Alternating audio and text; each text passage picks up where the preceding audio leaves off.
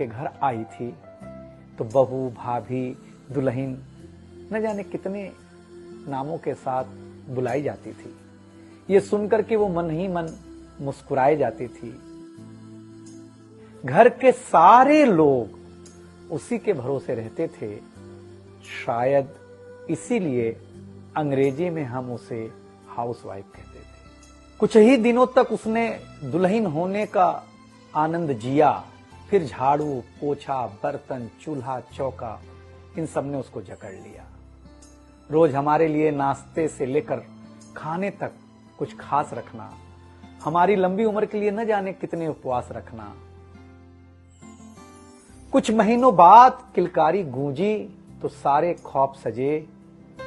वो मां बनी तो हम भी बाप बने। जैसे जैसे वो उम्र की सीढ़ियां चढ़ती गई, जैसे जैसे वो उम्र की सीढ़ियां चढ़ती गई, जवाबदारियां कुछ न कुछ रोज बढ़ती गईं। एक तरफ बच्चे पे नजर, दूसरी ओर मैं ऑफिस के लिए लेट न हो जाऊं इस बात का डर।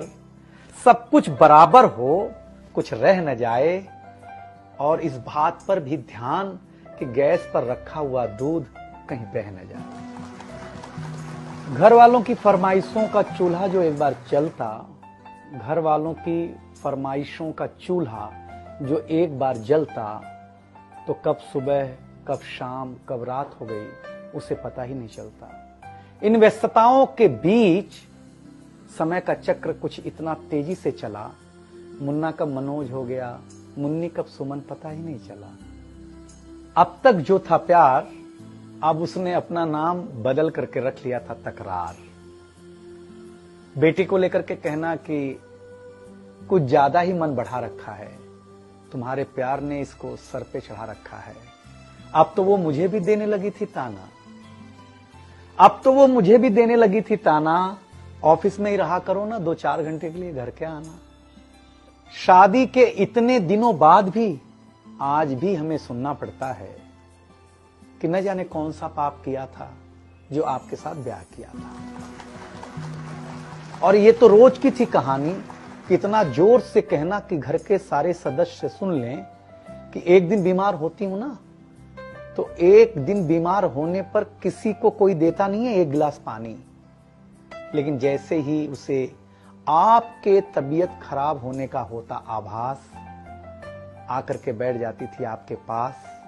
याद तो होगा ना वो मीठी बातों के साथ माथे पर विक्स लगाना, और साथ में कान में यह भी कहना कि कल सुबह अगर अच्छा ना लगे तो फिर ऑफिस मत जाना। लेकिन एक दिन समय ऐसे मोड़ पर ले आता है जहां बदल जाता है जिंदगी का ताना बाना। थाली में रोटी रखते हुए उसका ये कहना कि बेटी जवान हो गई है, क्या अब लड़का भी मुझे ही ढूंढने होगा जाना। शादी तय हो जाने के बाद 1-1 रुपया जोड़ना, पैसे कम पड़ने पर खुद का कंदम तोड़ना, सब कुछ हो जाएगा मुझे ढाढ़स बढ़ाना, सब कुछ हो जाएगा मुझे ढाढ़स बढ़ाना। विवाह का गीत खुद रोते हुए गाना। याद तो होगा ना आप लोगों को ये गुजरा हुआ जमाना। कुछ समय बाद जब हम जवाबदारियों से मुक्त हो जाते हैं तो कुछ ज्यादा ही धर्मयुक्त हो जाते हैं। उम्र के अंतिम पड़ाव पर हम बीमारियों के बीच जीने लगे हैं, बिना शक्कर की चाय पीने लगे हैं। लेकिन सच ये है कि जब तक हमारी आपकी पत्नी साथ है, चाय मीठी हो न हो, लेकिन जिंदगी में पूरी मिठास है। जबकि पत्नी के बारे में बहुत कम लिखा गया है, हर जगह मां का ही गुणगान है।